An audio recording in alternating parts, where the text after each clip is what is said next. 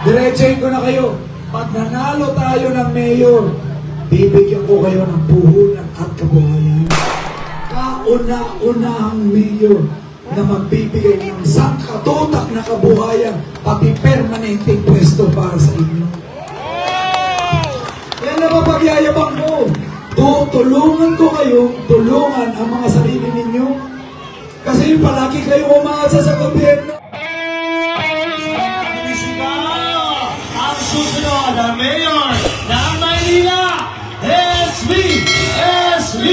SB! SB! Kaya naman, ODS Enchara, nagpalakpakan na kasamang iyaman.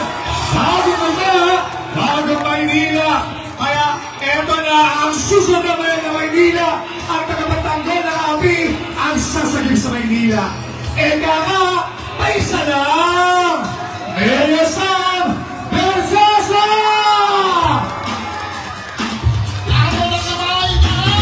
Sabay-sabay tayong sumayaw at mag-iwan ng pagkapanalo.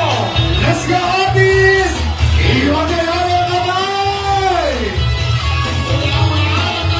Kahit kayo pa lang may nanalo na, Sam Bersosa na! Let's go, let's go! Tayo'y magkaisa. Sam Bersosa na. Ang mahirap ay ipag-asa.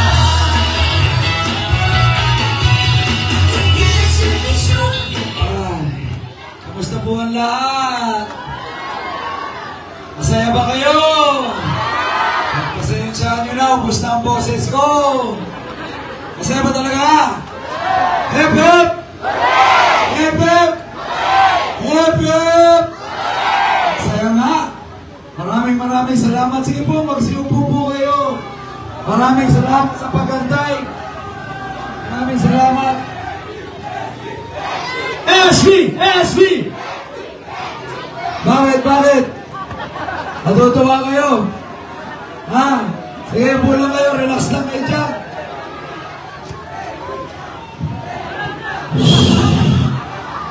Kinig muna kayo. Pagkatapos, saka tayo mag-usap. Manahin ko muna nanay, tatay, lolo't lola. Kanina pa kayo nag-aantay, di ba?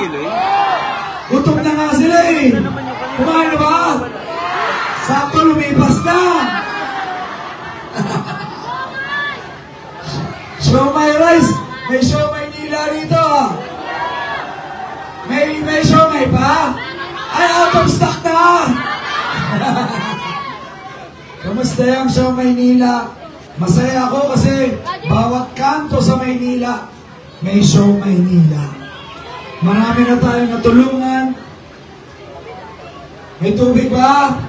Tubig! Ang bigay kayo ng tubig! Basahin nyo kami! Sana umulan! Ha? Sombrero! Sino gusto sombrero? Sino gusto ng kabuhayan? Sino gusto ng tubig? Sino gusto ng maintenance? Sino gusto ng gusto? Sino gusto ako? Sino gusto ng pagbabago? Sino gusto ng bagong mayor dito sa Maynila? Bago naman! Bago naman! Bago naman! Bago naman! Ano? Bago naman o guwapo naman? Ano, Nay? Ano? Bago at saka guwapo. Ay, salamat. Number 11! Sam Bersosa! Number 11! Sam Bersosa! Number 11! Nagbabago ng Maynila, Sam Bersosa! Uy, magaling kumanta to ah. Ay, ang ganda ng kanta mo ah. Mayor, thank you sa siomay. Ay, lang. Halika dito. Tawagin kita sa mamin. Kamusta ka, Nay? Ano po, nagtitinda? Ilang buwan na sa inyo yung show Maynila? Food ka. Dalawang buwan po. 2 buwan. Mga ilang show may nabibenta nyo sa isang araw? 3 kilo, 5 kilo. Wow! Ang dami. Palakpakan naman natin. Anong dapat? May pangako kasi ngayon ang aking magbibigay pa siya ng grocery. Yay! Basta magtalong bago. Sam Versosa, number 11, ang pagbabago ng Maynila. Ay, may tanong ako. Anong ginagawa niyo dati nung wala pa kayong kabuhayan na Showmaker? Itinda ko namin yung sa toy sa mga pagbata, ibang tikin ko. Ibang tikin ko. Apo. Yun po ang aming kasama buhay. Ang bata lang po kasi, unang ko lang po isang linggo. Pero, umiikot-ikot po. Matatagal po. Sabi ko sa kanila, tutulong ko si Sam Versosa, magbibigay sa akin yung grocery. Diba po? Palakpakan natin si Oo. Number 11, Sam Versosa. Napatunayan na natin, napatunayan natin lahat. Number 11, bagong Maynila, bagong mayor. I love you! Ako, sure ko naman nila, package, may pa-store na, may siomay nila, may pa-kiss pa. Nay, kota na? Kota ka na ba? Kotang-kota, dahil andyan ka. Pero ang mga nito ni Sir, magbibigay daw siya ng mucho sa mga boys. Mucho, ano yun? Inom? Ganito, masaya ako na nakita ko si nanay. Alam nyo, matagal na po akong nagbibigay ng kabuhayan at negosyo sa mga kababayan natin. Napapanood nyo ako sa Dear SB. Luzon, Visayas, Mindanao, tinutulungan ko yan. Ngayon, natutuwa ako kasi bawat kanto sa Maynila, Pandacan, Tondo, Sampaloc, ngayon nandito tayo sa Otis. May nabigyan na naman ako ng kabuhayan na sa Maynila. Palakpakan naman natin sa Maynila. Alam nyo, sabi ni nanay, ano? Teka naman! Sino gusto ng kabuhayan? Diretsahin ko na kayo. Pag nanalo tayo ng mayor, bibigyan ko kayo ng puhunan at kabuhayan. Alam ba't alam ko? Ako lang kaya ko magbigay ng sangkatutak, libo na ho. Libo ang kabuhayan na nabigay ko. Kung kaya ko magbigay galing sa sarili kong bulsa, ano pa pang nasa Maynila tayo? Maglalaan ako ng bilyon-bilyon para mabigyan kayo ng kabuhayan. Alam niyo bakit proud ako? Kasi wala pang mayor o leader sa Maynila na nagbigay ng kabuhayan at negosyo. Kung sakali mabibigyan tayo ng pagkakataon, kauna-unahang mayor na magbibigay ng sangkatutak na kabuhayan, pati permanenteng pwesto para sa inyo. Yan na mapagyayabang ko. Tutulungan ko kayo, tulungan ang mga sarili ninyo. Kasi palagi kayo umaasa sa gobyerno. Tama ba? Kaya nga, uunahin ko yung pagtulong. 3K ang prioridad ko. Kalusugan, kaalaman, at kabuhayan. Bakit yan? Bilisan ko na kasi wala akong boses. Unahin ko yung kalusugan nyo. Bakit?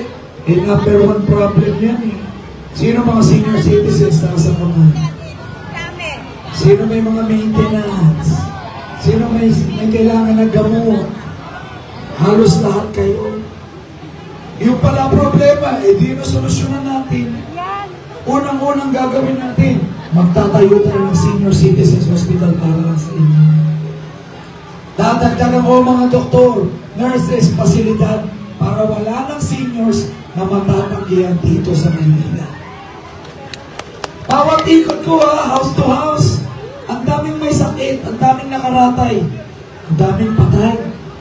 Bawat 3 bahay, may nakaratay. Bawat lakad ko, may binibigay na reseta sa akin. Humingi pang gamot. Bawat kanto may patay. Bakit? Mga hindi na kailangan ng maintenance. Alam mo kinamatay? Number 1. Actually, ito palagi. Na-stroke. Kung hindi na-stroke, inatake sa puso. Ibig sabihin, hindi na inom yung mga maintenance. Kaya nga naitay, gagawa ko ng mga health center bawat barangay.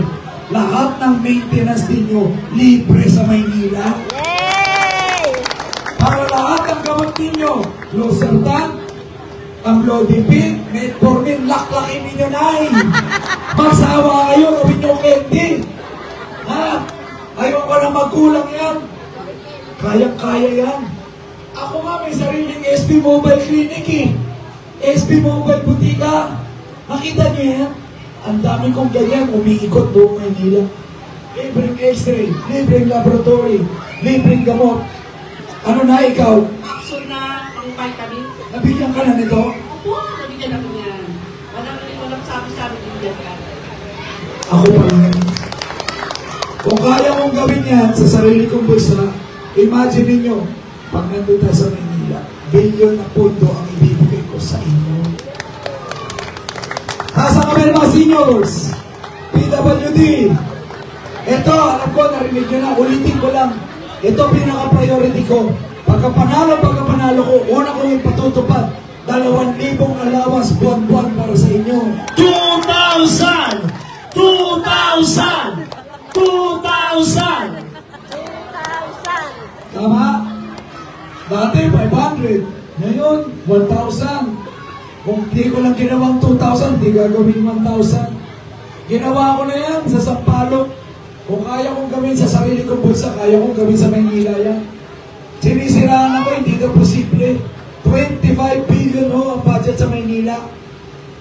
Kung ako lang magiging mayor, yung pondo ilalaan ko sa inyo, hindi sa mga bulsa nila. At matatanggap nyo yan sa ATM at mga bangko yung automatic buwan-buwan. Para hindi na kayo pumila. May namit ako, pumila eh. Pumutok yung mata sa katagal. Ang sakit, umiiyak sa akin. Mukhang nakakatawa, pero nung kasama ko siya, namumula mata, putok. Nandun sa live ko sa Facebook, i-follow niyo ko. Totoong tao, totoong mga storya. Ngayon, takot siya. Bakit siya pumila? Takot siya eh. Kasi pag di daw siya pumila, katulad ng ibang kasamahan niya, pag hindi mo natanggap yung allowance mo, ano mangyayari? Na forfeited na. O tay, inalat na sa pondo yan, tinanggal na. Tapos, hindi mo natanggap. Tapos, sasabihin na wala. Saan napunta? Sa bulsa. Sa bulsa, nino? Hindi natin alam. Sino? Oh, alam nyo na yun. Kaya nga, tatanggalin ko na yung mga middleman. May papimaya pa, may gano'n. Diretso na sa bangko ninyo. ATM ninyo, gusto nyo ba yun? Sabi nyo, iba lolo, hindi ako marunong mag-ATM. Tuturuan ko kayo. Hindi tayo pwedeng lumaking mangmang. Nay, yun ang gusto ng gobyerno. Wala kang alam para madali ka mauto. Ang gagawin ko, tuturuan ko kayo. Tutulungan ko kayo. Ako mismo magbubukas ng mga bangko nyo para makuha nyo yung allowance nyo. 2,000 buwan-buwan. Kasama PWD ha. Kasi hindi na sila makapagtrabaho. Kawawa naman yung mga magulang. Lolo, lola. Una pa lang yan. Yan yung sa kalusugan. Pangalawa, kaalaman. Kung may allowance yung senior, gusto ko yung mga estudyante may allowance din. Para makagraduate ka. Kailangan may libreng uniform, school supplies, pati libreng sapatos, bigay mo na. Kausap ko yung mga teacher. Sabi ng mga teacher, maraming bata na nag-drop out sa gitna ng school year. Kasi walang baon. Walang pera. Kaya nga tay, panahon na. Kung kayang gawin sa Makati, sa ibang lugar, bakit hindi kayang gawin sa Manila? Ngayon, gagawin ko para sa inyo. At ito yung pangatlo. Yung pinapakit ko kanina kabuhayan. Doon sa mga solo parent, mga walang trabaho, yung mga masisipag nating kababayan na may negosyo maliit gusto palakin, ang ibibigay ko sa inyo, puhunan at kabuhayan.